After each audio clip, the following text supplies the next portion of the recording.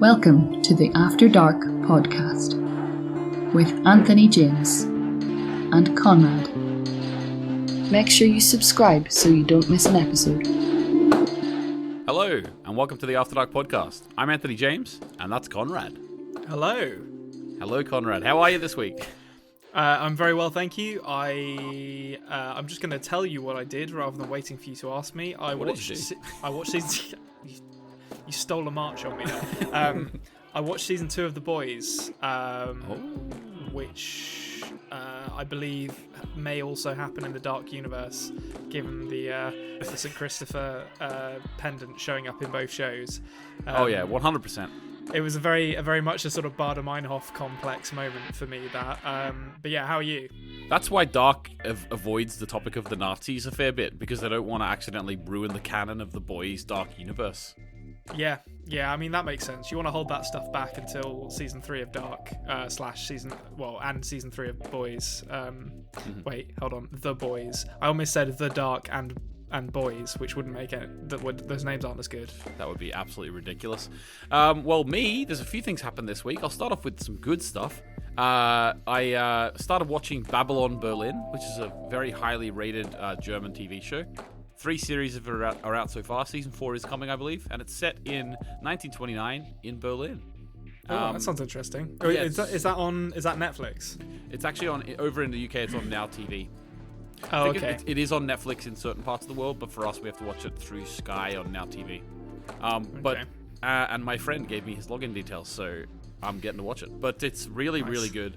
I've watched 3 episodes for anyone who's interested, and I've been told to watch it so much by multiple listeners. Brent the middleman, he's been telling me for the last 3 or 4 months to watch it, and I've finally got around to it, and I'm hooked. And Konrad, actually, it would right up your alley as well, because it's actually a noir. Yeah, I do. I love a noir, and Germany, obviously, the home of expressionism. So if you want to see something with detectives and shadows and beautiful lighting, Germany's the place for it. So I'll definitely check that out. Hopefully the Now TV police don't come for you now that you've outed yourself as stealing this content via your friend's login. Oh, did I say I'm using my friends? No, that was a lie. And that isn't lying isn't a crime. Well, not lying in this respect. Anyway, so the other thing that happened to me this week was now I've already put up a post on my YouTube, a text post saying that I can't give my Thursday video essay / review video this week, and I haven't missed an upload on a Thursday since way back in July when I first announced that I was going to be doing the Thursday uploads. So it's with a heavy heart I didn't do it, but I couldn't do it because we had some coronavirus scares in our family this week. Oh, I didn't know that. Is everything okay? Everything's fine. My first son, child 1, he had a very, very high temperature on Sunday night. I was off work for 2 weeks for extended midterm to sort of give a little buffer for the virus, and then just as I was about to go back to work the next day, my son got a huge temperature, and I had to go and give him the test. We had to go get a test, and I had to put the thing up his nose. So I had to do it for him. I bet that wasn't fun. No, it wasn't. Anyway, we got through it, and then I was off work that day because of that. We came back negative, and then I went into work the next day, and about an hour into work, I started coughing like a madman. Oh. So then I had to go, because I work in a school. Yeah, you can't take any risks, so I had to go home, go and get a test myself. Came back negative, and I wasn't in work until Thursday. So I was in work today, back ready to go in work. Luckily, I had actually done the Dark Discussions episode before I got the cough. But so it was an exciting week for me. And so guys, that's why I didn't get a video up this week. I had to prioritize Dark Discussions over the Thursday upload. Plus, I thought just hanging around my family, making sure we didn't have coronavirus was more important. That seems like a wise choice. And what a roller coaster ride of a week you have had. Oh, it's been fine. It's been fine. I can look back on it now and think that the virus made me have more family time. You know what I mean? So I can't really, if I have a cough, I have to stay off work because I can't go and give it to like 150 people. So it is what it is. I was forced into it. I mean, you can, you just shouldn't. Oh yeah, I definitely can, but I'm not gonna. I'm not gonna do that. They wouldn't appreciate it. I'm not even going to joke about doing that because that isn't something I should do. So anyway, it's fine. I don't work in education, so I can make as many jokes about it as I want. Fair enough. Okay, so I think that's all. Oh yeah, we'll just do our little spiel now. That's a whole. This is classic Konrad and Anthony intro. This is back to the bad old days where we're just like, we're not here to talk about Dark. We're just here to have a good old chin wag. Yeah, exactly. But so we're almost 6 minutes in now, so better time than any to say, if you've listened to all this stuff, make sure you subscribe to the YouTube channel, but also subscribe on audio apps. That would be really, really fun. If you want to leave a question for Konrad about Season 2, Episode 8, leave it on the next on this video, and then I'll ask them to him next week. Also, if you're listening to the audio version of the podcast, or even on YouTube, you can email us at adpodmail@gmail.com. That's adpodmail@gmail.com. And you can send us an email. You can send us some a lovely message, whatever you want to send us. You can send us pictures of Peter Doppler's elephant. We've talked about this all before. Right. I did not think that's what you were going to say to send us pictures of, to be honest. Well, yeah. Well, we all know what I really mean. Okay. I don't want pictures of that. No, definitely not. Okay, thank you very much, and we will get into the... I don't know why I'm thanking you. We haven't done anything yet, but we'll get into the podcast. You're welcome, and let's do it. Oh, let's break it down! The episode opens with a very thematic montage. I'm not going to say anything about it. I'll let you talk about it first. So I'll admit something now about this montage. Excuse me, which is that despite it clearly being characters being confronted by, I guess, figments of their imagination. I know what you're gonna say. Hold on. There was the bit where Hannah is staring at Stranger, and there's a silhouette of a figure in the doorway. Despite all the evidence that this was ghosts or figments of imagination or whatever you want to call these things, I spent a good amount of time paused on the shot of Hannah with the silhouette in the doorway, being like, "Oh, who could this possibly be? It doesn't look like Claudia. Maybe it's Jonas." and then I just pressed play, and it was just Ulrich's Force Ghost or whatever you want to call these things. So but you paused it so you could predict in real time. Yes, yeah. I was like, "Oh, I need this. Is it that I've been eagle-eyed here, and I've spotted a silhouette that only the keen-eyed watcher will have spotted." And then 10 seconds later, it's like, nah, it's just Ulrich. That reminds me, now this is a real segue here, but that reminds me, I was watching someone playing FIFA on YouTube, and you know how when the ball's going to go across the line for a goal, they show if it's went over the line or not, right? Yeah. Well, this person, the ball went, and it was clearly nowhere near over the line, and it paused and showed it from all the different angles, and he was screaming at the screen going, "That's clearly not a goal! That's clearly not a goal!" screaming. And then the replay went on, and the ball just flew into the back of the net.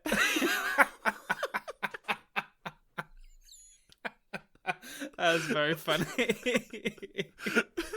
Nowhere near needed to be checked on the line at all. That's very funny. Yeah, but so I've been caught out by overanalyzing something rather than letting the scene play out. But yeah, this was a great opening. Really cool stuff. It's kind of like a signpost, I think, for the rest of the episode. It's kind of telling us what really all of the main characters in this episode are kind of driving towards, narratively speaking. And I think the voiceover from Adam is quite interesting in and of itself, because it really speaks of a sort of truly broken man in the way that he's sort of talking about desire and affection being these sort of natural human emotions that drive us forward, but they also ultimately are the cause of all of our pain. And it gives us a glimpse into the kind of mind that could see perhaps the destruction of humanity as an act of kindness, because it is removing all pain, I suppose. Yeah, okay, really interesting. Yeah, I do have to admit, now, what I thought you were going to say at the start of this whole scene discussion here, I thought you were going to say that you initially, whenever you saw Marta there, were like, how did she get there? No, I let that play out because I was like, "There's no way Marta's here as well as Magnus and Franziska." Okay. The first time I watched it about 2 years ago, that's what I thought. Oh, really? Nice. Yeah.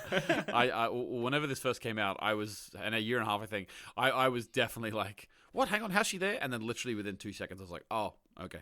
Yeah, yeah. No, when that's why it was. I mean, in many ways, my thing was even stupider because I'd already in my head been like, oh, well, this is obviously a projection of his desires because we know that she's dead in his time. And then it got to the Hannah and Ulrich scene, and all of that just went out of my mind, and I started scribbling down notes on who could possibly be guiding Hannah in her time travel journey. Oh my god, great. Okay, so then we get the plate for the 26th of June, one day until the apocalypse. Yeah. So, yeah, this is the one that you thought was going to happen last episode, but then because we had that whole sort of interlude episode in the past, it didn't happen. The name of this episode is The White Devil. Yeah. Now, I don't even think... I didn't even look up the translation because I just know it, because they say it so much. Now, so I actually know this one 100%. Like this. Yep. So do you want to have a go of... What? Okay, I 100% know it. Just because you've got some German stuff right in the past, do you want me to try and have a go at it first? I don't mind. Like, they say it enough in this episode that I feel like I'd be cheating if I'm pretending to be more competent than I actually am if I said it. So why don't you take a run at it and we'll all judge you. Okay, so I think it's Der Weiße Teufel. I think you're almost there. This is Yes. based on. I think you're That's from memory. I think you're. I can't remember the name of the word for your D, dares, and dasses, but I think it's D because it's. Hold on, dare is masculine, D is feminine. So I think it's devil is feminine. So I think it's Die Weißen Teufel, but that's based on how I've heard it. So I haven't seen it written down. So I'm not sure. Okay, I'm really interested now. So I haven't actually ever looked up how to spell it. I think oh heck, I know I did. But I just translated The White Devil. I'm not sure. So let me know. I've put it in a video before, like 2 months ago, and I think I remember it being Der Weiße Teufel. I could have easily heard it wrong, to be honest. So I'd be interested to know if it is masculine, feminine, or neutral, and how it's actually spelled. Yeah. So this is actually a really good one. So let us know who's right, me or Konrad. And the subtitle for this episode should be "Everyone Gets a Time Machine" because they're all at it now. They are actually all at it now. You are right. Okay, so after this we get the crematorium scene, or whatever you call this thing. Yeah. Claudia's dead, and they're having a look over her body. First thing I'm going to notice in this, the pathologist in this scene is in Babylon, Berlin. And really? I wouldn't have known that if I didn't start watching it this week. Anyway, what do you want to say about this scene, Konrad? I don't think there's too much in this scene. The one thing that stuck out to me was the interesting golden compassy looking thing among Claudia's possessions, which feels significant. Other than that, this really feels just like it's kind of setting up Egon for the journey his character will take across multiple timelines throughout this episode. Yes, definitely, and also, but the idea of the radiation of the body too. Clearly, what? Yeah, I mean, I guess like I'm not thinking that hard about that because I think my assumption is just that if you be time traveling, you're just irradiating yourself every time you're doing it. Maybe that will turn out to be wrong and something else is causing the radiation, but that's my thinking on that at the moment. Okay, fair enough. We then cut from a dead Claudia to an alive Claudia, and she is rifling through the big black book that Bernd gave her, and she's starting to record on the little tape machine that we saw Jonas listening to in the future. Maybe I shouldn't have told you that. I'm sure you already knew it. Yeah, no, I'd managed to put two and two together on that one. Yeah, and then her secretary comes in and says, oh, you're here already. Claudia realizes she's been there all night. Yeah, and then takes off for the hills, leaving the French delegation once again high and dry. I do wonder if the people that Ellie ends up hanging in 2052 are the French delegation who finally get a chance to see the nuclear power plant after 70 years of waiting for someone to accept their meeting, and unfortunately it's with Ellie and it doesn't go well. So that's an interesting. So is that a theory? No, that's just me being stupid. Like that, I mean, they were. There is a theory in there. That is the kernel of a theory because the fact that there's this French delegation perhaps explains why French speaking people know about the God particle in 2052 and the power plant and are trying to investigate it. So I think it's more. My assumption is it's more just kind of, world building and filling in a couple of easy to fill in blanks rather than it being something important. Cool. Awesome. Right, moving on from there. The stranger wakes up and realizes that the time machine is gone, and Hannah is shown walking into the caves. Yeah. So this entire arc for Hannah really caught me off guard, to be honest. I didn't see this coming at all. And I think I wonder how much of that is because I'm still in the mindset of the previous episodes. I've kind of maybe forgotten a little bit what actually happened to her in the previous episode, but it seems like her motivation for doing this is mainly the argument she had with the stranger, or I say argument, the dressing down the stranger gave her about how she only cares about herself. Yeah, so it's interesting though. I feel like, as is often the case with Dark, well, she was suicidal not long ago, remember? That is true. Yeah, that's a good point. But yeah, it's interesting. I say interesting. The word is probably frustrating with Dark, that it feels like every time I suggest something about a character, it mocks me by completely reverting the course of their actions. So in the last episode, I was talking about her and Ulrich on the swing set together being these kind of diametrically opposed characters in terms of how they will respond to the coming storm, saying, Ulrich will actively try to stop it and fail, and she won't do anything, and they'll both end up in the same place. And yet here is Hannah being probably as independent as we've ever seen her be. I'm gonna say. I mean, she appears to be doing this completely on her own without any instruction. And yeah, she's off to the 50s. I did not see this coming. I will say though, what you've just described does actually sound like what is happening. Like she kind of is doing nothing. You know what I mean? Like you said that Ulrich is the one who goes and tries to stop things and ruins everything, and she does nothing. And that's kind of what happened in this episode. Yeah, I guess she is kind of just cleaning her hands of the whole thing. She's saying, like, I'm not taking any responsibility for this. I'm off to a different time to start a new life. Mm-hmm. And actually, it is really interesting. I won't go too much into it now because I'll say this. I'll say my opinion. I'll give it a general gist of my opinion of this episode now, and then we can probably get into it a bit later. But I wasn't in love with this episode. It wasn't bad, but I think there was a come down from the previous episode. But I think the Hannah storyline did a lot of heavy lifting in this episode for me. Okay. Awesome. Also the Claudia and Egon one. But I think there's a lot of really, really interesting stuff going on with Hannah's character here. And that idea that she is kind of washing her hands of it. And the fact that she is so, I guess, detached from her life that she can just be like, yeah, okay, cool, I'm done with the 2020, I'm going to go live in a different timeline now. And actually do that it's almost sociopathic, to be honest, that she can do that. Which is something we have accused, or you specifically have said of Hannah before, when we were talking about the rape accusation with Ulrich.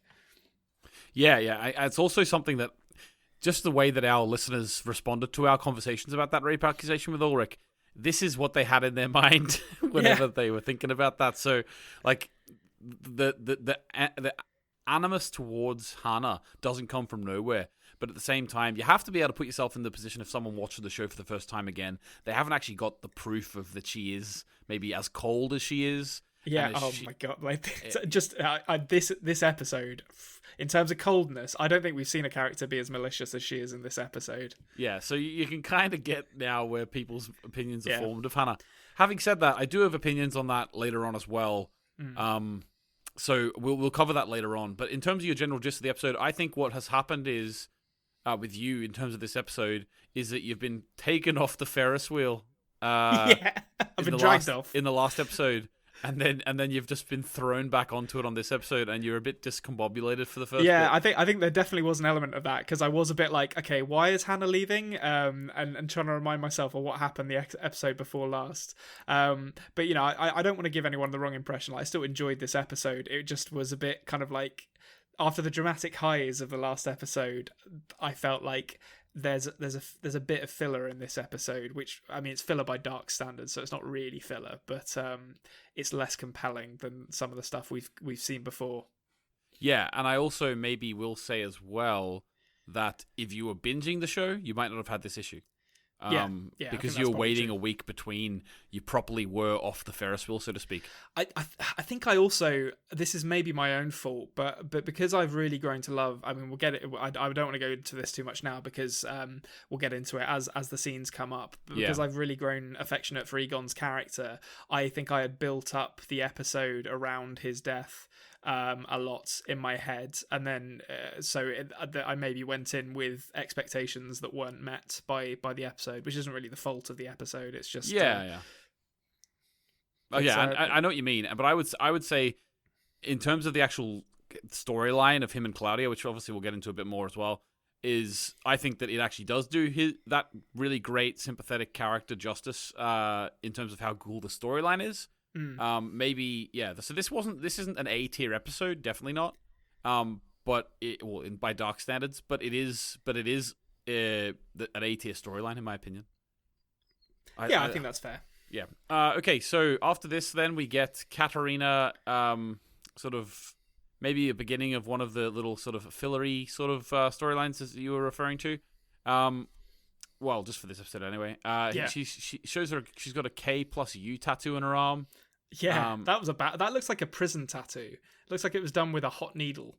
It does. They probably did it themselves. But she then, I think this is just a really short scene, and she sort of just gets up and walks out. I don't really think there's anything to talk about here.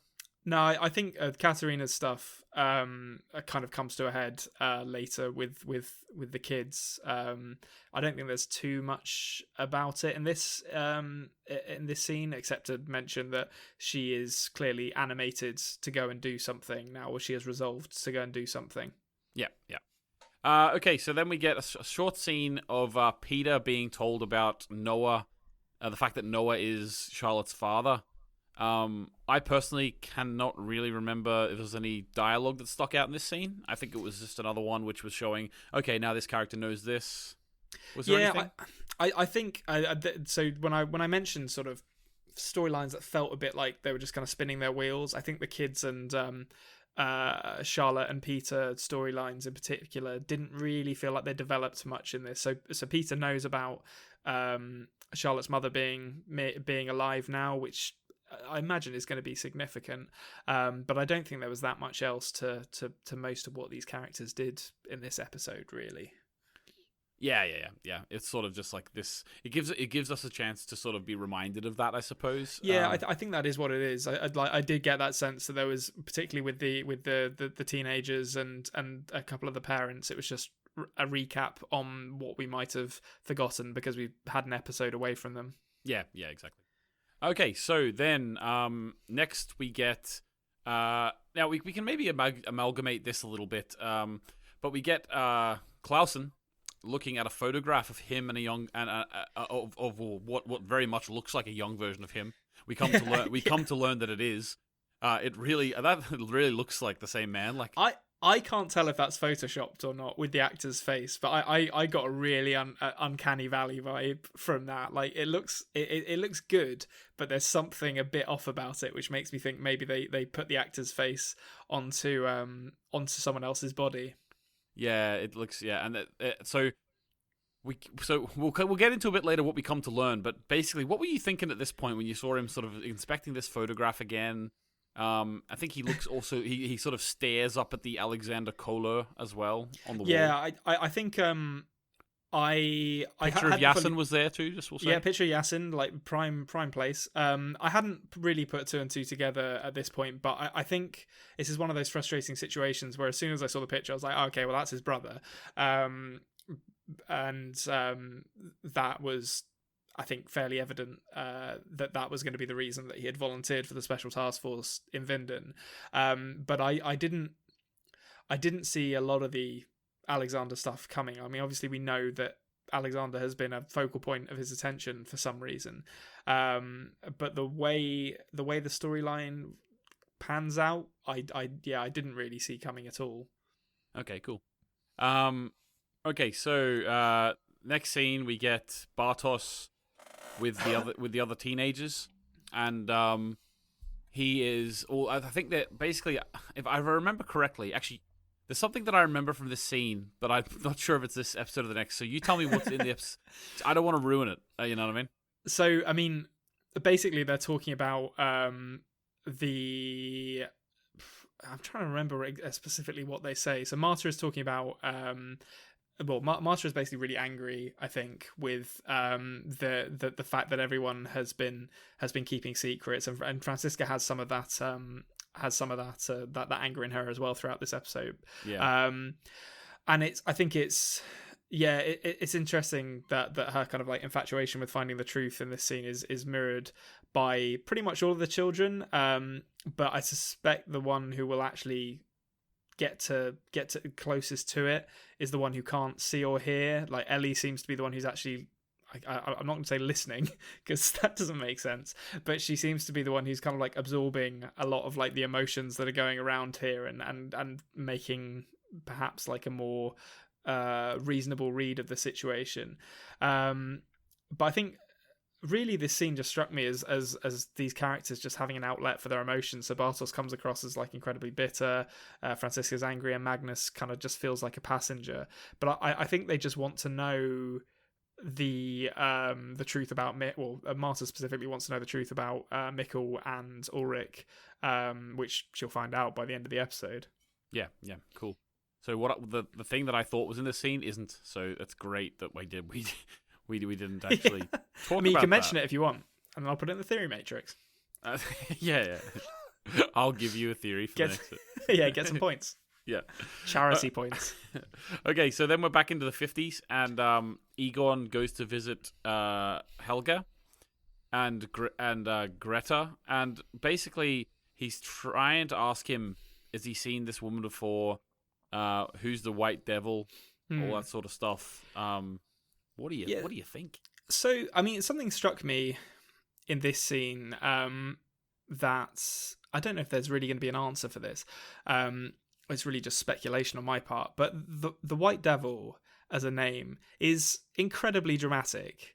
And it kind of implies that she's spoken about in almost sort of, I guess, almost like mythical terms by the Sigmundus cult, which, I don't know, maybe that makes sense given that they seem kind of fond of grooming children to join their ranks. So they talk about their enemies in these kind of fantastical terms. But yeah, so that struck me as interesting. And also Egon's reaction when I think, is it Helga the one who says the White Devil to him when he shows him the picture, isn't? Yes, that's how he learns the name, I think. Yeah, so is he hasn't heard that before, because his reaction to it just made him, like, it seemed like he had, but I wasn't sure if it was one of those kind of deja vu things where his older self will hear it and it's this kind of this legacy of a memory carrying through the timelines, even though he hasn't heard it yet. Satanists. Yeah, I mean, all about the Satanists. I am yet to see any evidence that Sigmundus aren't Satanists, to be honest. Like, so I'm all on board with Egon's theory. Yeah. Okay. Like, isn't the Minotaur kind of like a goat head? Even though he's not a goat head, but you know what I mean? I mean, it's a bull, but bulls and goats are basically the same thing. I think they are basically the same thing. Like They've bull got milk. horns. I love bull milk. Bull milk. Delicious bull milk. Yeah, it's great. It's great. Right. So then there's a first of many middle-aged Claudia and old Egon scenes in the 80s where basically she is coming over to try and get him out of the house, and he says that he needs to go to chemo, and she agrees to go with him. In terms of this first scene, I'm not sure if there's too much extra in there. I think it's just I didn't actually look up her name, which I feel bad about. But the actress who plays middle-aged Claudia does some real heavy lifting in this episode, and I love how she plays her character. I mean, it's kind of throughout, but in this scene you really see it, like how much of a loose end she is at. Like she really plays herself as strung out, like someone who has barely slept for days. And there's this really interesting kind of internal conflict within her where she is desperate to save her father, but similarly to the way that the Nielsen children can't really speak to Katerina in the episode before last because of all the things that have gone unsaid between them in the last 7 months. I feel like Claudia is wrestling with this emotional weight of knowing she has to save her father, but she doesn't really know how to speak to him anymore. And it's a really interesting duality in the character that is explored to tragic ends in this episode. Very tragic ends. Yeah, like to be honest with you, I love the storyline between these two characters. Like as I've said before, that triplet of scenes back in earlier in the season, I don't think there's a dull scene between these two. No, yeah, I agree. And as you say, like I don't really think that the idea that she is directly the cause of his death was on many people's minds. I know it sort of makes sense, I suppose, which I'm going to get into the analysis of a little bit later, in terms of the parallels with Jonas in the last episode. But yeah, it's really, really interesting to me, the dynamic between these two. And as you say, some fantastic acting from especially the actress who plays Claudia later on. Yeah. Anything more you want to say there, sir? No, just that I think it did. So I was trying to figure out for the past few episodes like what I thought was going to happen to Egon, and the idea that Claudia might actually inadvertently cause his death had definitely been on my mind as a possibility. And I think there is this growing sense of dread as the day goes on, and it becomes clear that he isn't in any immediate danger, that it might well be something that she's going to do that will cause it. Yeah, exactly. And to be honest with you, that is a path well trodden in this show, in terms of build up, and then the character causes it themselves. Yeah. It is definitely a path well trodden. Okay, so next we get Alexander gets confronted by Clausen and arrested. If only he'd have worn lifts, he'd have been fine. Just get those extra 2 inches back, Alexander. Yeah, actually, in the subtitles, did it say 2 inches? Yeah, he said, "What happened to the 2 inches?" Which because I think in the German audio it actually says like 10 centimeters. Yeah, he definitely says centimeters because Germany is purely metric. So yeah, they did us English speakers the honor of converting it to our broken imperial system. Yeah, and 5'6". Now. He's not 5'6". He's not 5'6". 5'6" is quite a short man. Yeah. Maybe he is, and the camera's doing well for him. Like I think Tom Cruise is like 5'7". Yeah, something like that. I mean, Alexander definitely needs to get in touch with Tom Cruise's cobbler. Are they still called those? The guys who make shoes. Yeah, why not? To get lifts. Because this feels like a glaring omission in his cover story. Yeah, and to be honest with you, like I don't think the listeners wouldn't know this because I'm always sitting down in my videos. But these are short people problems. I'm 6'6", so. Yeah, Anthony is far taller than me, so you never have to experience these woes. Although, well, I'm like 5'11", so I'm okay. I'm average. You're average height, yeah. Yeah. I think you're average height, whereas I am, as my son calls me, a giant. A Goliath of a man. Yeah, my son literally calls me giant. That's great. So basically, yeah. So I don't know. Maybe he is 5'6". He doesn't look 5'6" to me, but then again, the camera does add 4 inches. Okay, so next up, we get Marta and Stranger Jonas meeting for the first time. Yeah. Now this is. I forgot to mention this when I was talking about kind of relationships carrying the episode. There isn't that much of these two, but I was so enamored with Stranger's performance in this episode that I was moved to go and look up his name. So yeah, Andreas Pietschmann, I think is how you say it. I knew it was Andreas, but I didn't. Yeah, but I think he might be the performer of the episode for me. He plays Stranger with such vulnerability in this episode, and it really they only get 2 scenes together, but and they're not that long either, to be honest, and there's very few words exchanged between them, but the fact that both of these actors manage to kind of emphasize these feelings that the characters share, and the fact that they seem to sort of transcend time and place, because he's still feeling them for her, it really captures this kind of tortured romance that is both problematic and also touching at the same time. It's a really, really interesting relationship these two have, and I'm glad they're exploring it further. Yeah, and I will just say as well, I've said it before, but I'll say it again. This actor who plays Stranger Jonas, the way that he's able to embody a nearly 50-year-old man and to me come across as a mature, nearly 50-year-old man, but at the same time reflect entirely that teenage Jonas that we know. Yeah, it's really interesting. The idea of being this very adult person with these almost juvenile, well, what appeared to be in the initially juvenile feelings towards his auntie, but yeah, well, but I mean, I think it's I totally agree with you, and I think it's very, very realistic for someone who had to grow up completely on their own very, very quickly. You know, it's easy to forget that Jonas is not an adult when he sets off on this journey, and he's missed out on so much of the kind of adaptation and socialization that we go through in our 20s, because presumably he spent his 20s and 30s, you know, not being exposed to people in healthy ways. So I think, yeah, the fact that he captures that, and I don't know if you want to do both of these scenes now, or if we you can want to do definitely. No, we can go. So I love the bit where Marta mentions she's getting deja vu, and Stranger being or Jonas being the nerd that he is, mentions the Matrix. Really made me laugh. Well, that is a callback too, though.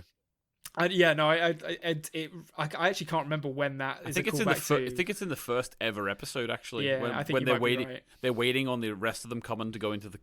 Yeah. They're on the bridge and they're waiting on the rest to go up to the cave to get Eric's drugs. I'm pretty sure you're right. But it just it made me laugh because it's like the worst romantic line, which shows that, you know, Jonas has aged 30 years, but he still hasn't learned how to talk to girls. And then he knows how to talk to this one. Well, that's true, yeah. But I mean, this one is, well, we'll see if she wants to talk to him again after this episode, actually. But the way he's played with kind of fear for Katerina when she like storms in. There was a great physical performance from both of them. You know, he feels very vulnerable, but is still trying to sort of protect Marta when Katerina, breaks the door down with a crowbar. That it's just a really good performance from all three of those actors, to be honest. And it's I suppose the thing I took away from Katerina's storming in is that it does actually lend a bit of credibility to Hannah's decision to just leave. Oh yeah, definitely. I think Katerina, if Hannah stayed around longer, I think Katerina probably would have eventually reverted back to her full-on days as a teenager and just beat the crap out of Hannah eventually. I think Katerina definitely has that in her locker. Yeah, definitely. Well, she already beat up Regina, didn't she? Yes, so. yeah. But, so I will mention as well, Egon takes the monopoly in this show a lot of the time in terms of pity. In like pitying the character. He's a very, I feel a lot of empathy towards Egon. There are other characters who get a little bit from me as well. Like, I think old Ulrich sort of does get a little bit, to be honest with you, even though we know he sort of deserves where he is. But at the same time, he gets a bit of it, as we've talked about before. Like, just the passage of time. Definitely, there are a lot of characters who you do pity, and you do sort of, you see where they're coming from, and you are sort of very sad for them. But I just want to say, in this episode, whenever Katerina says to Stranger Jonas something to the effect of "keep your disgusting hands off her" or something like that, yeah, that really hit hard for me. And even though it's kind of technically right because they're related, it still hit hard for me, and I felt so sorry for Jonas in that moment. Yeah, and he plays his response to it with such pain as well, because it's kind of like he already knows that what he feels is wrong, but he can't just make those feelings go away. And it's it's an interesting comparison between the characters, I think, because Katerina always strikes me as someone who very much does see things in black and white, and the world that Dark portrays just doesn't seem to be that way. And it's not fair to Stranger, and it really hit home for me as well. Yeah. Okay. Cool. Moving on. I'm laughing there because I said okay, cool. Every time we say something that's really sad, I say awesome or cool. Stranger had his heart broken and loses the love of his life, but that's awesome. Let's perfect. Let's move on. Okay. In the following on from that terrible news, let's move on. Move on to the next scene. So Egon's strapped up to the chemo machine. I tell you what, if I ever have to go through chemo, I want it to be in a wood panelled room. That's how I want. It's beautiful. It's a lovely, lovely hospital they're in. Like, you know, I wouldn't want to have chemo, but if I had to have it, I'd have it in this room. I feel like they should have like Dave Brubeck album just playing soft jazz in the corner. Yeah. It's great. But this is the scene where he starts to think about a particular movie that came out in '85. I am legitimately impressed that Egon knows what Back to the Future is. He does not strike me as a kind of man who goes to the movies that often. Yeah. Well, maybe he goes to like the silver screenings. Yeah, goes to the Nickelodeon to catch the latest Buster Keaton flick. Is that something that they have worldwide? I wonder. Could the listeners let us know? Silver screenings, like in the UK and Ireland, we have like silver screenings where like at like 12 p.m. in the day, certain cinemas will put on a film, and it'll be to draw like the retired crowd. Yeah, it's normally like a classic. They'll put on like Gone with the Wind or something like that. Yeah, and they'll all come in and watch it. That's sort of how they'll. That's, to be honest with you, whenever I'm retired, that's how I'm going to spend my day. Oh yeah, absolutely. Yeah, so me and my wife love going to the cinema, so I can't wait to retire, and we're just going to go to the cinema 5 times every day. I feel like silver screenings in 1986 probably aren't showing Back to the Future. No, I don't think so. Get with the new thing, Grandpa. Yeah, he saw a trailer for it before it, and he just gauged it all from that. Yeah. Okay, so moving on, then we get. Oh, actually, what did you think about that reference to Back to the Future, and that's how he's connecting the dots through this film? I thought it was very typical of Egon, that he eventually arrives by the end of this episode at the correct conclusion, but he does it through a kind of ridiculous bumbling means, which is very funny. But I think the thing that really struck me, actually, and we'll probably spend more time on it a bit later, because there's a direct line of comparison between what he says here and what he says later in his flat with Claudia. But his reflection, or the fact he is kind of reflecting on his failures as a police officer, not knowing that he will die today is in and of itself is very sad. And Claudia's reaction to it is fantastic. You know, I feel like she feels like she can't change it. But I think really the thing that really hit home for me for these two characters in this scene is Egon is kind of lamenting that he doesn't see the world as it actually is, and Claudia does. And that's why he's a bad police officer, because he kind of sees the good in everyone and everything, and that's a really damning indictment of the world that Baron Baradar and Jan Fries are presenting. I think that this character has kind of lost his faith in his own goodness, and will continue to do so throughout this episode. Actually, yeah. Actually, that's a fantastic point that I fully agree with. I think the idea that in order to actually be effective in especially a role of a police officer in a world like this, you need to be cynical, and you need to like, you know, question everyone's motives and everything. Whereas Egon, we've seen he doesn't really do that. I think the only person he ever questioned the motives of was Ulrich in the 80s. Because he had this inkling that he was a Satanist. He had skulls in his room and listened to heavy metal. So yeah, and he also like sort of knew his face from back in the 50s. Yeah. But yeah, so next up we get Hannah. We find out where she's traveled to. She's traveled to the 50s. This where did this come from? Where, like, I just did not expect this at all from this character. Well, what do you mean? She's been infatuated with Ulrich the whole time. She finds out where Ulrich is, and then she gets opportunity to steal a time machine, so she does so and goes to him.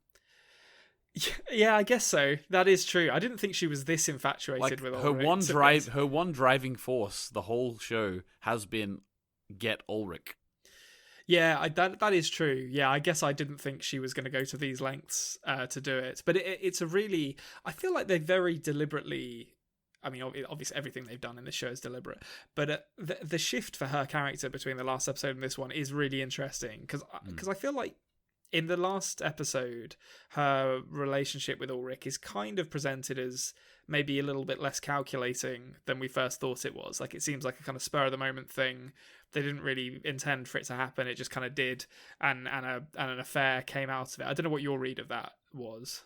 Well, yeah, I will say that I question... Like, I think that is true, and that's how it all started. And Ulrich definitely had eyes for it to start. Because throughout the party and stuff, he kept, like, sort of giving her looks and everything. Yeah. It did make me question whether or not that affair was already going already, but I don't... I think I would probably lean towards it not, and I think we saw the first instance of it. Having said that, I would definitely be open to the idea that they were already in an affair because of the way Ulrich was sort of throwing her glances the whole time and everything.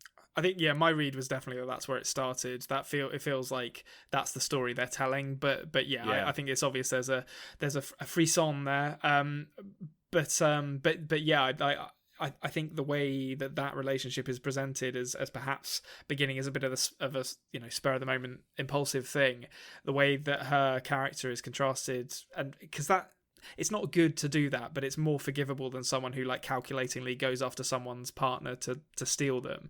And her character in this episode is kind of contrasted with that as someone who is as calculating as any character we have seen in the show up until this point. Like, she's truly pretty monstrous in this episode, to be honest. Yeah, well, I think by like you could see whenever she was a teenager, she always was infatuated with Ulrich. Like, she had the little scrapbook where she would put their faces together. She would always like fold. Like, every time we've seen her in this series, she's been next to a photo of her, Ulrich, and Katarina, and she's like folding Katarina out of it. But I think that whenever she eventually got Ulrich close to being 50 years old, she finally got him at that party. I think she was like, I'm never letting him go again. Yeah, there is definitely an element of that, and I suppose in my own mind, I'd figured that she'd maybe let it go a little bit in the 7 months or so since she's last seen him, but clearly that's not the case. Yeah, exactly. And right. Actually, sorry, just to make one more point, this actually you could see this coming conceivably, because she's done a very similar thing where she asked Alexander to destroy him. That is, looking back on it, that is a very clear marker that if she can't have him, no one will. That basically comes back in this episode. Yeah, and also the idea of that happening as well, because nothing really came of it, because Ulrich had already done that to himself. Yeah. There was actually not that much weight paid to the idea that that she had went and asked someone's life to be destroyed. Yeah. But if Ulrich had not gone back to the 50s and he had stayed in this timeline in the 20s, 2020, I mean, we're in the 20s right now. Did you know? That's weird, isn't it? Yeah, it is. I've got my spats and my, I don't know what else they wore in the 20s. I wore spats on my wedding day. You remember? Yeah, I do. Yeah. Yeah. So anyway, so basically, the idea that if he had stayed and we had actually witnessed Alexander actively trying to ruin his life, that may have made this make a lot more sense without having to think about it a little bit, because that's what she wanted, So yeah. Yeah, this is just kind of her plans manifesting in the same way that she always wanted it to, just in a different timeline, essentially. Yeah, exactly. Right. Okay. So then we get the scene with Clausen and Alexander in the interrogation room. Yeah. What do you think about this scene? What is going on? Like, Clausen is not allowed to do the things that he does. Just pops a gun on the table? Yeah, just pops a gun and then starts pointing it around the room like he's a goddamn Wild Bill Hickok. Just like... No matter what, wherever he though, pleases. that gun, if you get shot with that gun, judging on the rules of Nintendo 64's GoldenEye, you die. Yeah. One shot, no matter where. Is it a It's a Walt golden for gun. PPK? No, that's not the golden gun. The golden gun's more boxy than that. It's like No, but the actual gun in the show is gold.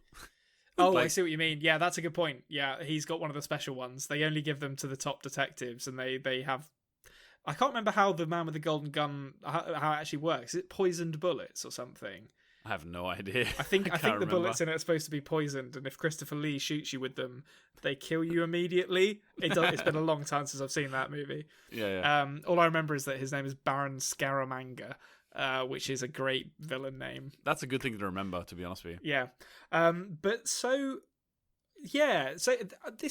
The whole Clausen storyline, to me, it annoyed me a little bit because I felt like...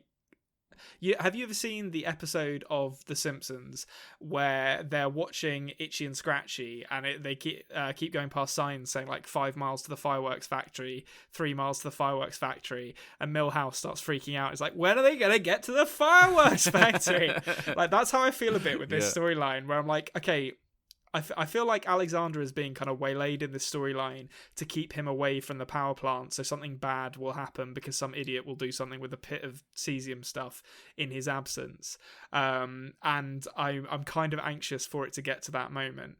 But having said that, I don't want... This was probably my least favorite storyline of the episode, but there is still good stuff in here. So the actor playing Clausen really hams it up in this scene, as he's wont to do. Yeah, we've mentioned before that he's a bit. He kind of is a little bit like a whodunit detective. Yeah. Because he is properly chewing the scenery in this in the scene. And it is entertaining. Like, Clausen is always, as a character, or in his performance, is always fun to watch on screen. It does leave me with questions, though. So, I mean, why has he got a letter? Like, who wrote that to him? It's got to be someone who's looking to either maintain things in the timeline, or I guess maybe change things in the timeline. But my suspicion is it's from either Jonas or Claudia, although I don't know why. But it's I wonder if it is just going to be what I predicted is, where this is just a way of keeping him away from the power plant in the plot, so that something bad can happen there without him being there. Well, him being there to sort of stop it happening, you mean? Yeah, like, so he knows how to decommission the power plant without ruining everything, and I wonder if my suspicion with this storyline is that it's just keeping him away from the power plant, so that either someone else can do something deliberately bad, or someone will cause the meltdown or whatever happens through incompetence. Okay, interesting. What did you think about the whole the Freud quotes and all? This is sort of it has been built up a little bit that he's the first time we ever see him, he quotes Freud. Yeah. And this there's a theatricality to him, which is really the only people that in the Freud that he quotes as well, which is really only mirrored in I don't think he's necessarily related to them, but like only really mirrored in the Sic Mundus guys, to be honest. Like, it feels this kind of pursuit of a truth and the sort of drama with which he talks about it. It does put me in mind of them a little bit, though I don't see how he could possibly relate to them. I think the main thing I took in terms of Clausen's specific storyline from this is that I don't fully understand whether the identity that Alexander assumed is literally that of his brother, or if he has just been directed to Vindon because there is the presence of an Alexander Kola there, and it's kind of drawn his eye. Well, do you remember he used the passport? Yeah. So, but are we to understand that the passport that he has assumed of the person was Clausen's brother, or is it just someone called Alexander Kola? If you go back and look at the photograph in the passport, it looks very, very like the fella who's in the picture with Clausen. Yeah. So, I mean, he talks about his brother disappearing with this long Freud quote that's very dramatic. I can't remember exactly what it is. It's like, they'll give He them that has basically- eyes to hear and ears to hear, eyes to see and ears to hear, blah blah blah, may convince Yeah. himself, whatever. Yeah. So it's about the truth outing, Lies, through yeah. the behavior of liars, basically. The fact that his brother disappeared. I'm not sure where this storyline is going, but I feel like we know that Alexander had an accomplice for the murder in Marburg, and I wonder if I don't. Oh well, I was going to say I don't know if we find out his brother's name. It's obviously Alexander Curler. So I wonder if Alexander Curler was the one that they killed, and he then assumed their identity, which would feel. That's what I would take from that. Yeah. But I don't. But I think it was a bit. I can't remember. Like my own read of this scene is that maybe his partner was Alexander Kohler in some way, and then like there was. I think that he's telling the truth. Alexander, anyway. Well, Yasin, sorry.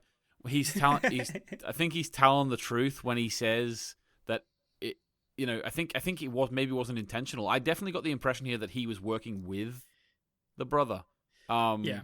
Because the way that the article was written about the robbery we found out in the last episode, it seemed like it would be that way. Because why else would he have his passport?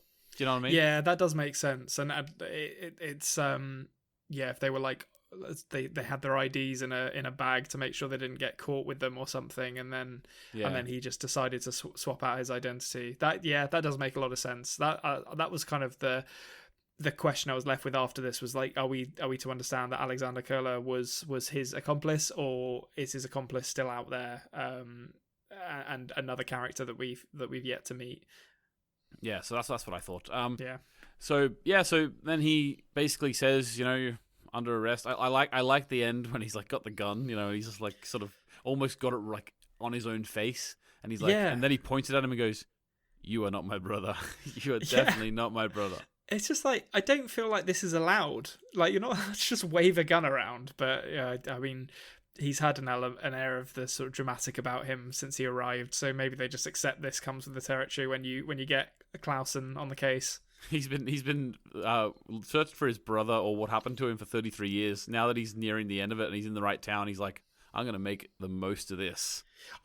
Who was it? I think it was like this was about 1 million episodes ago, but I was talking about Regina with her sword fighting being the Inigo Montoya from Princess Bride kind of character, but it's actually Clausen, as it turns out. So we're going to get some Gun Carter from him for those of you who have seen Equilibrium.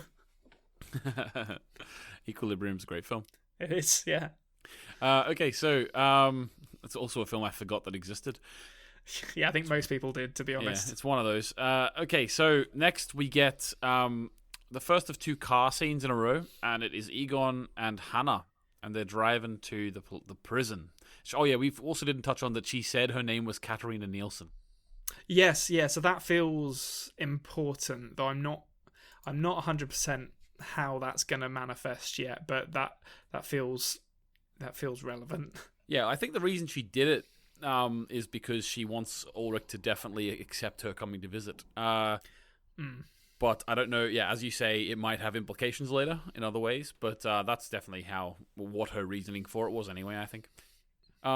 So was there any dialogue in this car scene that you want to touch upon, or was it just drive through the country? Just like Hannah giving herself away by saying they don't have children, and then Ulrich has obviously mentioned his son before. But he's a madman. He is a madman. Yeah, he's not to be trusted. I don't know if there's that much more in this scene that really struck me. It's just kind of, I suppose this story arc is almost like a character assassination of Ulrich. Like, she breaks him down to nothing, and I suppose it's what this scene is doing is establishing that she's already doing that. She's already discrediting this idea that he has children in Egon and the rest of the police officers' eyes. So it's just kind of, I don't know, like the ramp up to the really serious assassination of the character that happens in the following scene.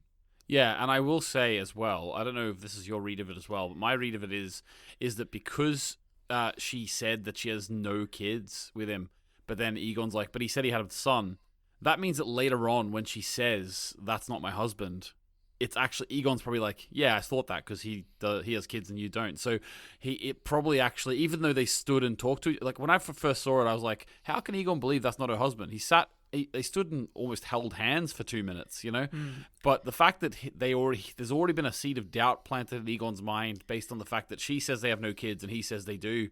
It sort of lended to the idea that Egon would then... Well, we know Egon's a bit gullible too, so he would then go along with it, knowing that, oh yeah, it mustn't have been a fit, you know? Do you think that she's going there with the explicit intention of rejecting Ulrich then?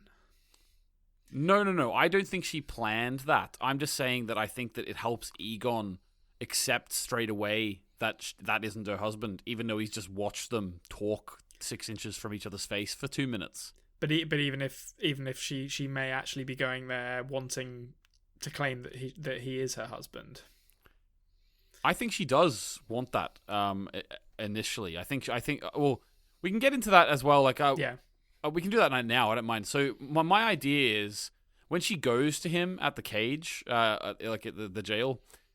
I think she was the cage. Yeah, the cage. Right. He's in the cage.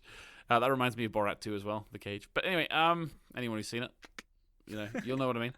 Basically, I always understood that I thought she did when she first went. I think she did have, maybe not fully want to get him back or whatever, but I think there was an element of her sort of not deciding yet. She almost just wanted to be in his presence again. And then whenever they were talking, in my opinion, whenever he started saying that you never said I love you and that sort of thing, she started realizing throughout the conversation. And when she finally saw this man again in a straitjacket, and she didn't, everything she's gone through since he left, like asking for his life to be destroyed, almost killing herself, getting her son back, seeing that Mikkel was back in time and turned into Michael, knowing all of this stuff, I think that when she finally laid eyes on Ulrich again, he wasn't what he was all he was cracked up to be in her eyes, Yeah, I think that's true. But it's interesting you say that, because I wonder if I hadn't really considered that, but maybe her mentioning the lack of kids is her potentially covering her bases just in case things don't go well. I don't think she intentionally did that. Let's just state that I don't think she intentionally did that. I'm just saying that the fact that she made that mistake meant that Egon accepted that she didn't know him quicker. Okay, I'm with you. But yeah, I mean, this is the best scene in the entire episode for me. I think that I like the Claudia and Egon stuff a lot, but this is almost like a sort of coming out party for Hannah as a character. I feel like she's been like some other characters, she's been a bit of a passenger thus far, and then she just turns up wearing all black or all dark colors, like a Black Widow spider, this sort of physical embodiment of hell hath no fury, like a woman scorned. And it's really encapsulated in the performance, I think. The she came here, like you said, because she still wants to have him. And in the early exchanges of dialogue, you can see that they're both still kind of happy and willing to dwell in that fantasy. And then as soon as he mentions his family and as soon as he mentions Katerina, you just see her turn. And it's so vicious, and him making him say that he loves her over and over again only to just turn her back on him is so brutal. And it's just he is just reduced to absolutely nothing in this scene, I think. Yeah, I would agree with you. One thing I'm gonna sort of question the listeners, right? I want to ask this question to you, because some of you might be thinking, like, she's obviously a narcissist. She's obviously a bit of a what would we say? Sociopath. So a bit of a sociopath. So a lot of you might be thinking, she turned her back on him. She didn't get him out or anything. Here's my question: the man beat a child within an inch of the child's life, right? How on earth was she going to get him out of that facility? Yeah, she's like, oh, he is my husband. Oh, that's fine. He can go then, as long as you keep an eye on him. Yeah. See, the only reason we didn't lock him up for nearly killing Helga, we locked him up because he wasn't married. But now he's married. Off you go, son. In the 50s, that's suspicious. But now, off you pop. Back to wherever you came from. So there was nothing she could have done anyway, So I've got a question for you. You mentioned, it might have been off air actually, but you mentioned a few or it was a while ago now, that there might be something that Ulrich does later that makes some people kind of turn around a bit on his character. Was it this scene, or am I still? Okay, it was this scene. Seeing, I think it's not even that Ulrich himself did anything. It's what he had done to him. Yeah, you like become sympathetic for him. I do see that. I think these characters almost deserve each other, to be honest. If you held a gun to my head, if Clausen walked into the room and waved his gun around and forced me to choose between these two characters, I guess I'd probably pick Ulrich, but it would be a close thing. To be honest, I think just because Ulrich I think I'd pick Hannah. Would you? To live? To live, yeah. I mean, I think it really comes down to, like, Ulrich has done the more monstrous thing, but he did. Hannah's like the villainous one, I guess. Yeah, I know what you mean. Like, it's really hard for me. My mind does teeter to Hannah initially. Having said that, let's really deconstruct it now. We know that she was also cheating on her husband at the time the affair happened, so you can't really say Ulrich was really the bad guy there. They were both as bad as each other. We know that Ulrich was actually doing a lot of the... Even though it was heinous things, he always had in the back of his head that he was trying to save his son. Yeah. That doesn't... In the eyes of the law, that doesn't give you any credit. But in the eyes of, choosing between them, maybe it does. Like, Hannah has never really been doing anything except for herself. Whereas at the same time, Konrad, I will say, not once has she beaten a child over the head with a rock. No, I think that is the big thing. I think it is hard. It is hard because I think Ulrich has done the more monstrous thing, but Hannah seems to be the crueler character. That line in this scene where she quotes her own son and says, "He said I need no one, but the truth is you need me," is like, Jesus Christ, that's a villainous line to say to someone as they're sort of dragged away. And it's a side of her we haven't really seen since the rape accusation, but I feel like it's a really stark reminder that Hannah is a character who's always willing to punch downwards. So in the 80s, we saw her shift the blame for the rape accusation onto Regina, who hadn't done anything wrong, just because, to make herself feel powerful, or I guess innocent in that situation. And here, by establishing her power over the stranger by taking his time machine and then by tormenting Ulrich. So yeah, it is a close run thing. Ulrich has done the worst thing, so I guess I'd probably, on reflection, still pick Hannah as well, but I don't like Hannah very much either, to be honest. And I will actually just put it like this, right? Think about it. If you took them both out of their life and put them into a different setting, who's more likely to be the same person? I think that Hannah is more likely to still be this person than Ulrich. I think Ulrich, because he was very much acting in it because of his circumstances. Yeah. I don't like, I'm not going to stand here and say that Hannah hasn't got the background for that as well. I just personally don't think we've seen it. Like everything that's driven her has been her infatuation with Ulrich. Yeah. And to be honest with you, Ulrich didn't ask for her to be infatuated by him. So it's not like you can look at her history and think that she's a victim at the beginning of the story. I think definitely she's a victim in a way now, as most characters in the show are, but I don't think the initial sort of fire that was lit under her character was because of victimhood in any way. I think it was just that she wanted something and she went to try and get it. Yeah, well, I know, and I mean, I think we do literally see that in this as well. Like, by the end of this episode, she's back up to her old tricks. Like, she doesn't miss a beat. She's like, I like police officers. Here's another one. Yeah. Which, is so, yeah. Here's the one that I made the false accusation to while he was an old man and I was a young girl. Yeah, exactly. I don't think she's thinking that hard about it, to be honest.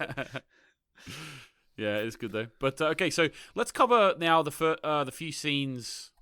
Let's cover the few scenes with the kids and the time machine stuff. So basically, again, it's a very similar scene to a scene from a few episodes ago, I think, in the Nielsen family, but now it's in the Doppler family. Obviously, Magnus is there too.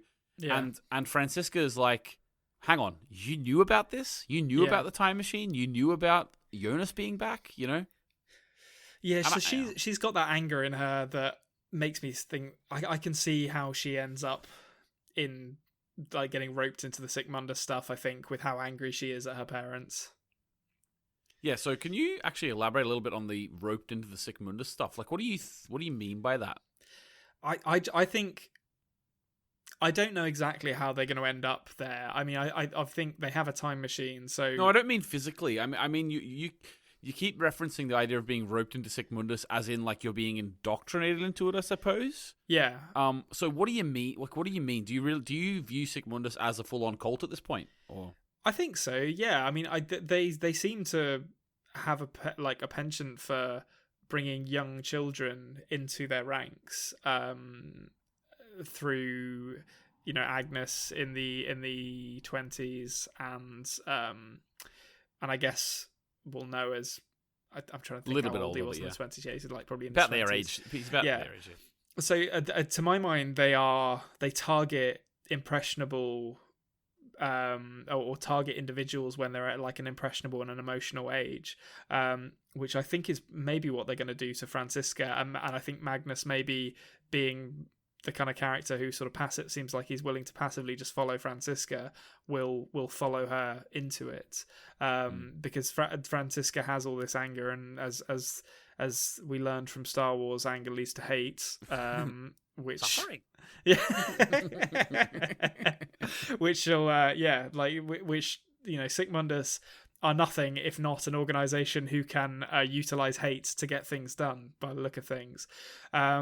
So yeah, they just, it seems very pointed to me that they appear to target children, both in the the early time travel stuff in season 1 and now when they're sort of recruiting members. So yeah, I think that's what the indoctrination looks like. I don't know if it's a full on cult per se, except that I believe for someone to be in that group, Adam must have sold them on their goal. Yeah. Okay. Cool. Then we get the scene where Marta and Katerina are sort of finally on the same page, it seems, after all this bickering and fighting since Mikkel went missing. And Magnus comes in with the time machine, and there isn't really much said once the time machine's there. Katerina just sort of scuttles away upstairs with it. So does Magnus lie to Katerina in this scene? That's the one thing I wasn't sure about when she asked him if he knows how to use it. Well, he's seen Bartos use it, but we've only seen them travel really once with it. Once there and once back, round trip, I suppose. I don't know if you could literally just watch someone use it twice and then know how to use it. That's a fair point. He might have a photographic memory. We don't know. Yeah, he definitely might. Well, actually, no, we know he doesn't, because he was looking at Franziska on the phone, even though he'd already seen her breasts before. Yeah, that's true. Yeah, his imagination would be far better than his pictures of her doing ribbon dancing. Was that what she was doing? I can't remember. Yeah, that's what she was doing. Yeah. Yeah. Okay. So maybe he wasn't lying. I wasn't sure if because they he and Marta exchange a little look after he says it, which probably is more oh shit, mum's gonna do something stupid than I've just lied to her kind of thing. Oh, also actually on the subject of Magnus, I forgot to mention this, but I loved the face that his actor was pulling in the previous scene when they're getting a dressing down from Peter and Charlotte, and it very much captured the a boyfriend who is caught in the middle of an argument between a family energy. Who's just like, oh, I'm just going to sit here and not say anything. Can you imagine being I've maybe been in that position myself before. Nothing too serious, but just been, especially, or maybe in a moment of tension in the family. Yeah. And can you imagine just if your phone rang, you just go, hello? Yeah. And just start having the conversation in front of the argument. Yeah. Jonas, you say? He's back. Yeah. Older, though. That's interesting. Let me tell everyone. And then Franziska shouts about, or your girlfriend shouts about how your dad is gay and sleeping with a prostitute. It's like, I should probably go. It's getting a bit heated. Yeah. There actually is a moment whenever Magnus first gets on the phone, whenever the camera's just on Franziska, and she sort of stops mid-rant, and then slowly turns to Magnus. Yeah. You're in trouble now. You're in the doghouse, Magnus. Yeah. All right. Okay. So, what do you think Katerina is going to do with this time machine?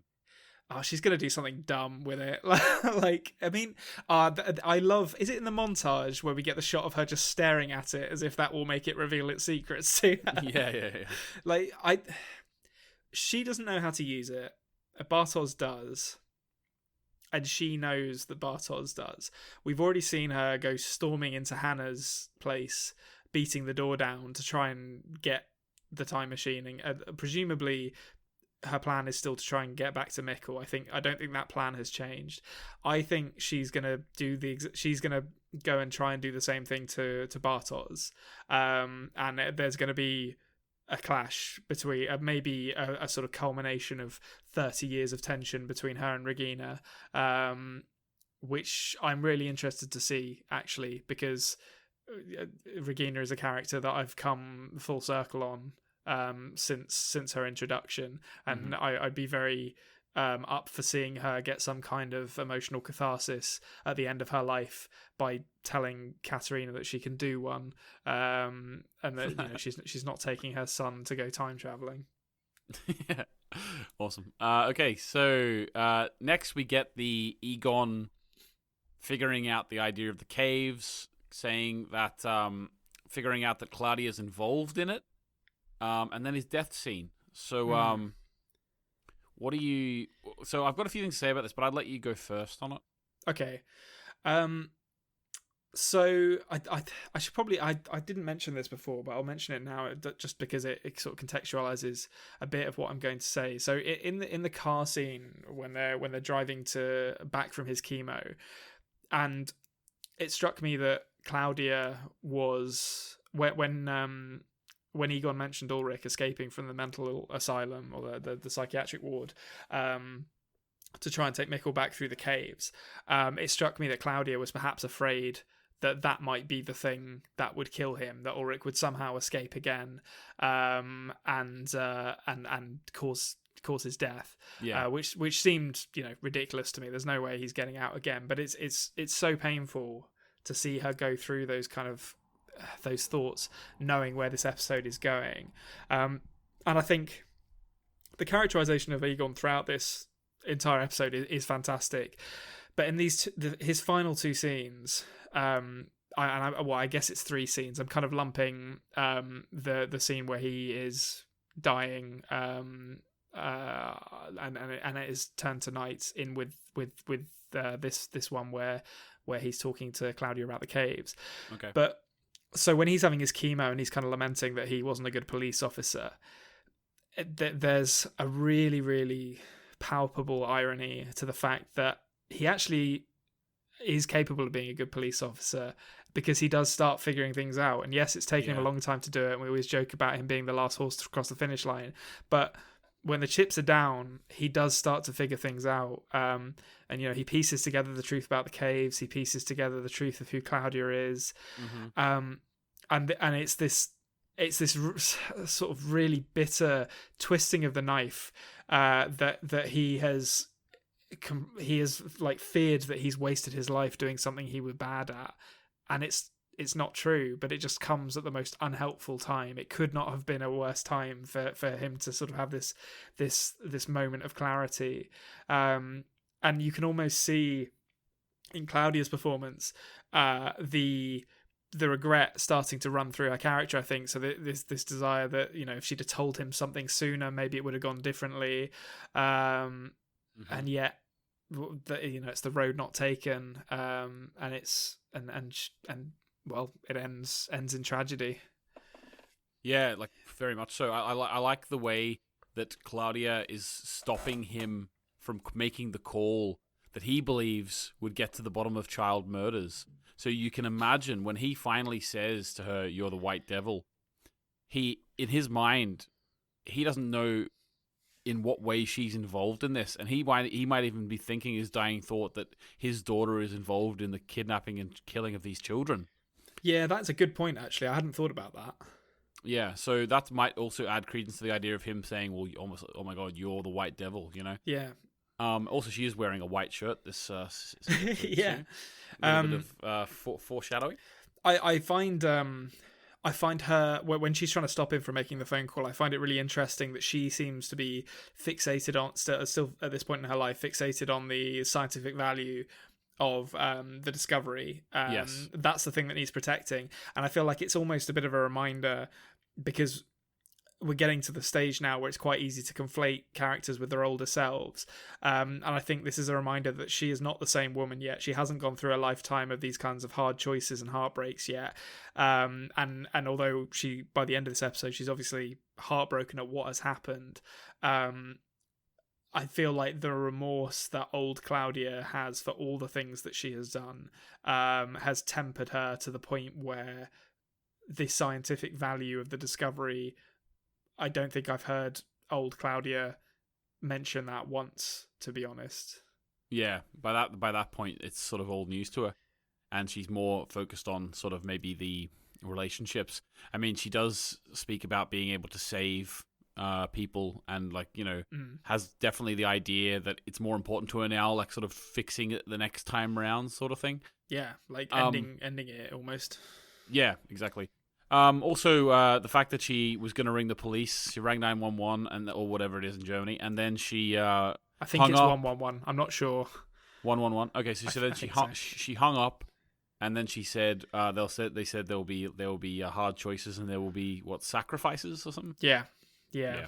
So I mean, I think you mentioned it previously, but I feel like there's a very deliberate line of comparison here between Jonas with Michael in the previous episode, and with these two people, quote unquote, you know, killing their fathers and how they deal with inadvertently killing their fathers.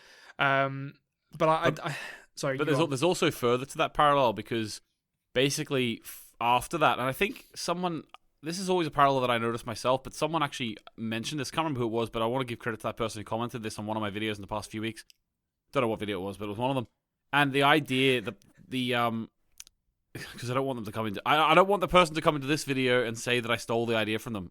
All right, all right. I am that petty. So basically, come in swinging in the comments. That's what you need to do. Come at me, bro. Right? Okay. So basically, the idea that whenever Jonas comes to Claudia at the end of the episode, and basically he's sort of coming to her a bit like, almost like, I know what to do. Come with me if you want to live. Right? Yeah. Yeah. So that's what Claudia did in the last episode too. And so both Claudia and Jonas are like two peas in a pod in this respect. They both accidentally, inadvertently caused their fathers to die. And then in that moment of sheer like grief, they come to almost whisk the other one away. So Jonas comes to take Claudia away from that moment into her mission. And also Claudia does the same for Jonas. She comes in to take Jonas away for his mission, you know? Yeah, no, absolutely. I think really the only difference between them is that my read of Claudia's mental state, or middle Claudia's mental state, I should say, after she has killed Egon, is that she is still a slightly more active participant than Jonas was. I think Jonas, by the time it was revealed that Michael was going to have to kill himself, he didn't know which way was up. He was kind of being led by the hand away from it, and was just like, I couldn't really think about anything. Whereas I feel like it's telling that Claudia, even at her absolute lowest ebb, you know, she's heartbroken, she's racked with guilt, and she's you know, a state, she's still thinking about, oh, but if I allow this to happen, Regina will live. There's a sort of, there's a calculating nature to her which is cold. I still think Claudia is on this, being truthful when she says she's on the side of good, but there's a kind of lack of I don't want to say lack of emotion, because she is clearly emotional about it, but there's an ability to be rational even in the most heightened of moments that Claudia possesses that I don't know if Jonas does, and I think that's the distinction between them in those two scenes. Yeah. Okay. And yeah. Also the idea that Jonas is almost a passenger in the process to his older self. Yeah. Whereas I don't think Claudia's older self didn't really send her on this journey. Well, I suppose she kind of did actually, but it's not really in the same vein as Adam, who lied to Jonas. The last thing, we actually have already talked about. Any ideas about the last scene? Because we're sort of in the middle of this Jonas and Claudia discussion. See, any pointers on the very last scene? Then we can go back and talk about the montage if you want. I don't think there was much to talk about for this montage, but yeah. Yeah. So I think this is kind of a very like 16-year-old drama student kind of analysis here, but the bit where Claudia walks into her own home and is like frantically washing her hands gave me a bit of a Lady Macbeth vibe. Just this sort of desperate attempt to clean your hands of the sin that you have committed, but obviously they'll never truly be clean again for Claudia. But yeah, that mirror of Jonas and Claudia comes back again, but this time with a bunch of questions attached. So Jonas has changed clothes. Point one, how's that happened? I wonder. And also got back to the present in the chronology, or present in inverted commas. You know, he's back in the correct point in time, I guess. Which insinuates what? That Claudia has access to a portal which can take her and others to any time she wants to go to me. Possibly. Because or Jonas has been with Claudia for a year? Yeah, I guess it would have been... Yeah, no, because he was in... Would have been a year. It was June 2019. Now this is June 2020. Oh, well, June 87? Yeah. In terms of that, yeah. Yeah, that is true. I suppose it could have just been that he's just been with her for a year. I wonder which of those is true, actually. I read it as he just travelled here immediately, but I hadn't considered that. I wonder what they've been up to if they've just been there for a year, just hanging out. That's a spin-off. Yeah, I'd love to see it. Love to see those two just solving crimes in Vinden for their year together. But so there's this idea, I think, again, that these, like, he mentions that it won't have to happen this way again next time, which seems to play into this repeated idea of cycles that keeps coming back, which. The more I hear about it, the more I think that these cycles are these kind of contained time loops, and there's a way to travel between them, or at least see different ones somehow, and that Claudia knows how to do that, and I guess Jonas knows how to do it as well now, because he's talking about them, which maybe I'm wrong, but I feel like this is the first time Jonas has sort of confidently mentioned cycles of his own volition. Yeah, I would imagine so. He's got the information sort of from Adam a bit, I suppose. Yeah, which is technically Jonas, I suppose. But the young Jonas's first time of really sort of being. This is the first time we've sort of seen him where he's sort of the person in the know, you know, and he's sort of acting like, "Come with me if you want to live," as I say, you know. Yeah, it's the first time he's been that role. So he sort of maybe is transitioning a little bit into the stranger type role at this point. Yeah, he's definitely more confident. Yeah, and he's definitely wearing different clothes. Okay, so. What about we skipped over it there, the montage? Any ideas about that? It's just very much, let's check in with what's happened this episode. I don't really have much to say. Yeah, I really like the song choice. It was a really, really striking song choice. Banana! Yeah. Is that actually what they say? No, I don't think so. I wish it was. Ruined. I don't like the montage anymore, I've decided. That very strong song choice. I felt like kind of structurally it was more of a recap than really showing us anything too important. I guess the one thing that stood out to me was that by the end of it, Stranger has the pendant back again. That he gave or that he left for Marta, which I didn't actually see her give to him. Maybe I just missed that in the episode. Maybe she left it or something. Yeah, but so I wonder whether he will get a chance to give it to her again, or whether next episode, if my chronology is right, and if Dark doesn't pull the rug out from under me again and take us back to fucking 1956 or something for the next episode. That the apocalypse is going to happen. So I wonder whether he will get a chance to give it to her again, or whether things are going to go real bad, and he's going to carry it with him as a memento from there and onwards until he becomes Adam. Yeah, interesting. I'm interested to see that as well. Okay, so let's get into the roundup then. Yeah, let's do it. IMDb rating 9.3. What do you think? Just going straight in. Yeah, get it out of the way. IMDb. What do you think? Did you say I've already forgotten the rating. Did you say 9.3? 9.3. I think that's too high. I want to be clear. I didn't think this was a bad episode of television. It was still good. I enjoyed it, and I think Hannah and Claudia and Egon and the few scenes with Marta and Stranger were all great. There's a lot of good stuff in there, but I think this is one of the weaker episodes of Dark. So I'd probably put it at about an 8, I would say. Okay. I mean, it's still an 8. Eight's still a fantastic score. Let's be honest. It's just not as good as I think it's probably the worst episode of this season. But again, that's worst in the context of Dark, which is still a very high standard. Yeah, exactly. We're splitting hairs really, but yeah, I know what you mean, and I think definitely the experience of the last episode into this episode didn't quite sit with you, which is fine. And to be honest with you, none of us can really have an opinion on that because we all binged it. So we don't really know. I don't really know if I had waited a week between 6 and 7, whether or not I would have felt the same or not. I personally just view this episode like every other one.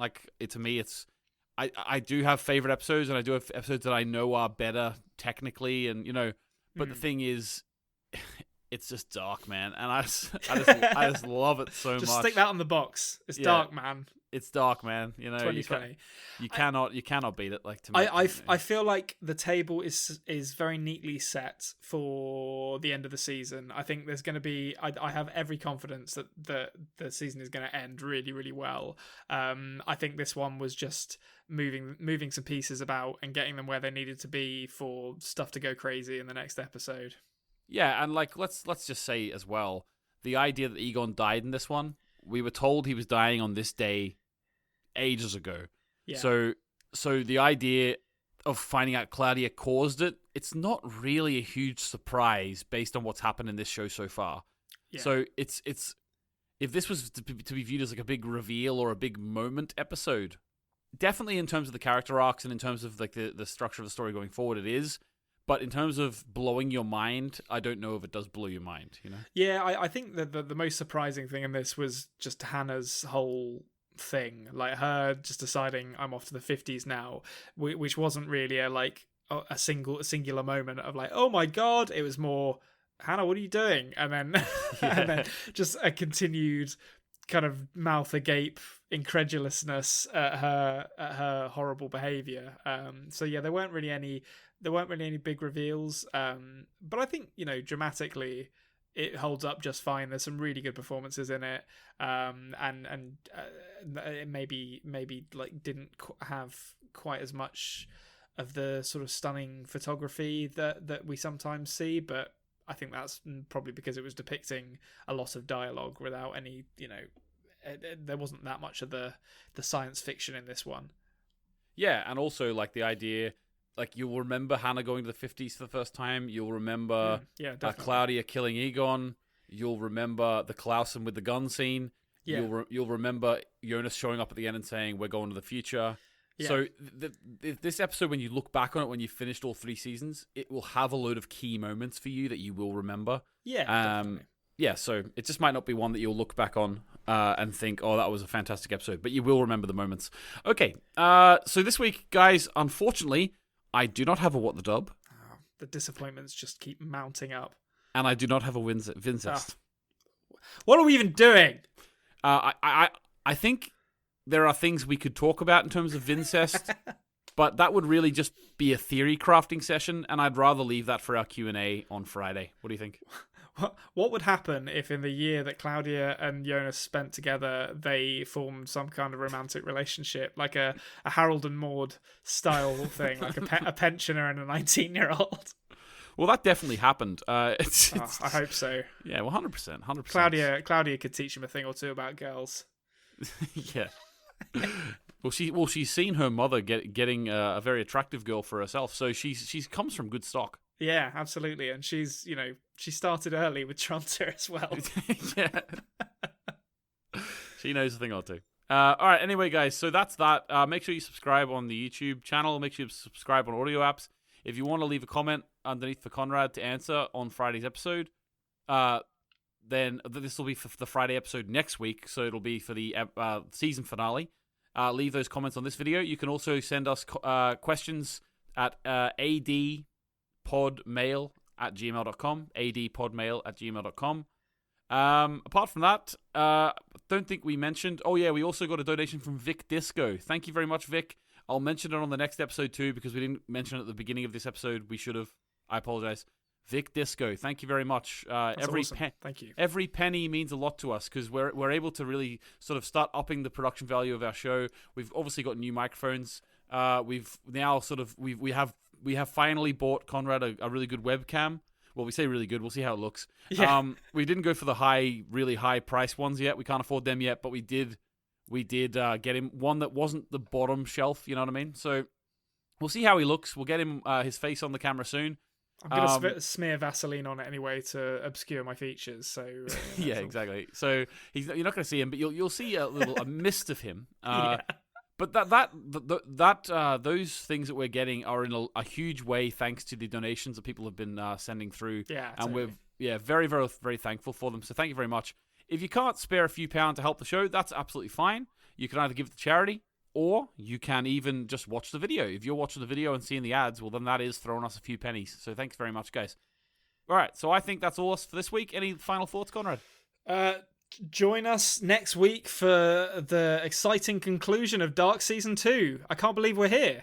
We are. This Season 2's gone really quickly for me. It has. I mean, it is shorter, I guess. But yeah, I can't believe we're at the end of Season 2. So yeah, come along and see me get everything wrong, basically. I'm sure all of my theories are going to be out the window by this time next week. Yeah, and start getting excited because we've got a load of things coming. We've got Konrad's Theory Matrix episode coming for the end of Season 2, which is going to be great. I can't wait to reflect on his theories. I'll give it a little preview of that now, folks. It's looking bad. So Konrad's Theory Matrix is coming.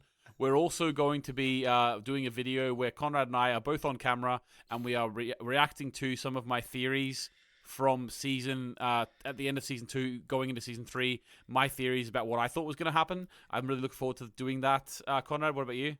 Yes, I am contractually obliged to say that I'm looking forward to doing that. No, it will be really fun. I'm very interested to see what you thought and how close together we are. I will actually say, just in case anyone's worrying, I'm going to be editing my old videos a little bit so that anything that I was predicting based on trailers and press releases is not included. I'm only going to be showing Konrad the things that I predicted based on what was already in the show. Yeah, no, that would. Were the trailers that revealing? I've not seen any of them. Not really, but I did use them a little bit in my theories, and I'd rather just avoid that because we've had no trailers so far. So yeah, we'll just that's fair enough. You'll still have enough of the main points, I think. And even if it's us having to just listen to the audio for a bit because I show images for the trailer, then that can just be fine. You know what I mean? Yep, that'd be cool though. I'm really looking forward to that. Yeah, awesome. Okay, also guys, this is a really long outro, but still, keep thinking about whether you're a Konrad or an Anthony for the next season. Konrad. For the next show we're going to choose, you need to choose to be a Konrad or an Anthony. If you've not seen the show before that we choose, you can either watch it all and then be in my shoes, or you can theorize along with Konrad week to week. All right? Thanks very much for watching, everyone. Goodbye. Goodbye. Thank you for listening to the After Dark podcast. Make sure you subscribe so you don't miss an episode.